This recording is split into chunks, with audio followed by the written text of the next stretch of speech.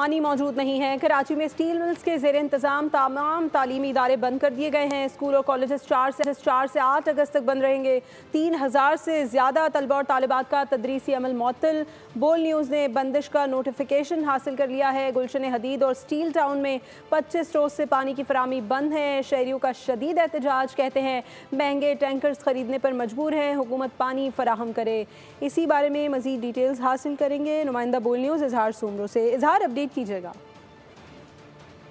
देखें, Pakistan steels mills की इंतज़ामिया ने एक बड़ा फ़ैसला किया है जिसके तहत पानी न होने के बायस तमाम तालीमी इदारे बंद कर दिए हैं, जिसके नतीजे में जश्न आज़ादी की तैयारियां भी मुतासर हो रही हैं।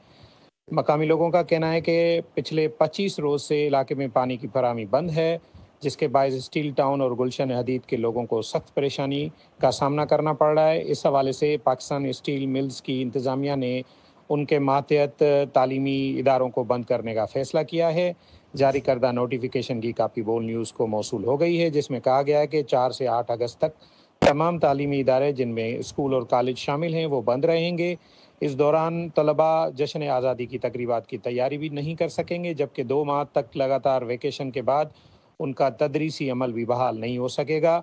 बताया जाता है कि अल्लामा इकबाल गर्ल्स स्कूल, मादरे मिल्लत कॉलेज, शाह लतीफ़ स्कूल समेत मुतअद्दिद तालीमी इदारे इस फ़ैसले से मुतासिर होंगे, जिसके नतीजे में 3000 से ज़ायद तलबा व तालिबात का तालीमी अमल भी मुतासिर होगा। सीनियर इन्वेस्टिगेटिव रिपोर्टर इजहार सुमरो अपडेट कर रहे थे। आपका बहुत शुक्रिया। सब्सक्राइब करें और बेल दबाएं ताकि कोई खबर रह न जाए।